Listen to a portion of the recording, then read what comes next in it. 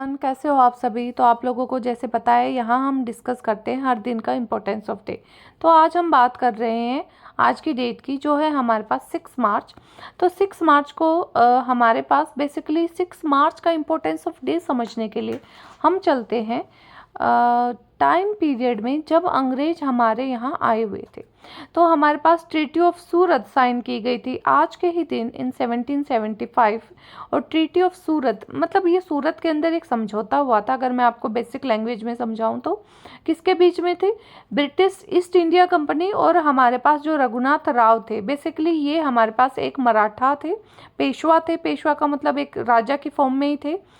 Maratha throne के ये पेशवा थे। इनके बीच में रघुनाथ राव और हमारे पास ईस्ट इंडिया कंपनी के बीच में 1775 में ट्रीटी ऑफ सूरत हुई थी। अगर बैकग्राउंड को समझे, भाई ट्रीटी हुई है, कुछ बात तो होगी, कोई लड़ाई झगड़ा होगा, उसको अगर हम समझें तो हमारे पास जो पेशवा थे, जो हमारे पास माधव राव वन थे, उनकी डेथ हो गई थी 1772 में। तो उनके भाई थे नारायण राव, वो पेशवा बन गए। और ये जो रघुनाथ राव है, ये जिसने ये पंगा कराया था, ट्रीटी ऑफ सूरत की जो बात हुई हो रही है, ये रघुनाथ राव नारायण राव के भाई थे। और Narayan Rao after that of Madhav Rao ये पेशवा बने हुए थे। तो नारायण राव जो इनके अंकल थे, ये उसकी जगह पर जो रघुनाथ राव है, ये पेशवा बनना चाह रहे थे नारायण राव की जगह, क्योंकि ये उसके अंकल थे।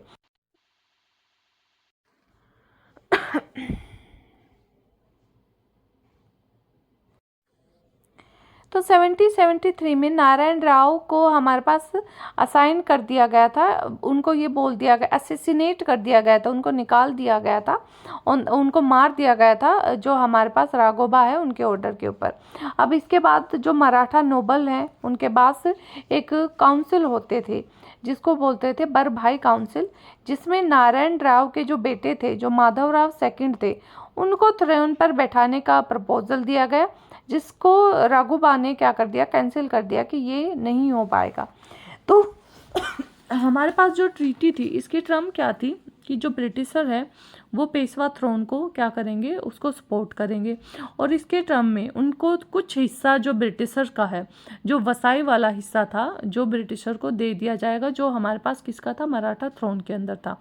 और ब्रिटिशर ने ये भी बोला कि तुम्हें हम 2500 सोल्जर देंगे, उन सोल्जर का जो भी आपके पास खाने का या आपके पास उनके वेतन का जो खर्चा होगा वो पेशवा को ही उठाना पड़ेगा। इसके कॉन्सिक्वेंसेस क्या हो गए देखो। ये बहुत अजीब सी बात थी।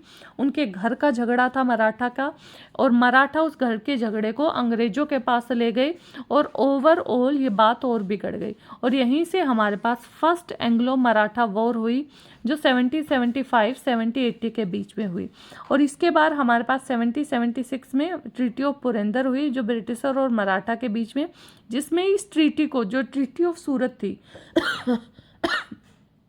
इसको पूरी तरह से नलिफाई कर दिया गया। और इस तरह से हमारे पास ये जो ट्रीटी थी, इसने इस बात को साबित कर दिया कि धीरे धीरे कैसे किसी दूसरे के घर में पैठ बनाते हैं, जैसे अंग्रेज़ों ने हमारे घर में बनाई थी। कभी मराठा को जीता, कभी तात्या टोपे को जीता, कभी रानी झांसी को जीता, और इस तरह से धीरे धीरे हमारी जो अनेकता है उसका फ़ायदा उठा के उन्होंने पूरे भारत को अपने कब्जे में कर दिया। क्या सीख सकते हैं आज के दिन से? यही सीख सकते हैं कि एकता में ही बल है। हमें एक रहेंगे तो कोई हमें नहीं तोड़ सकता। Thank you and have a nice day.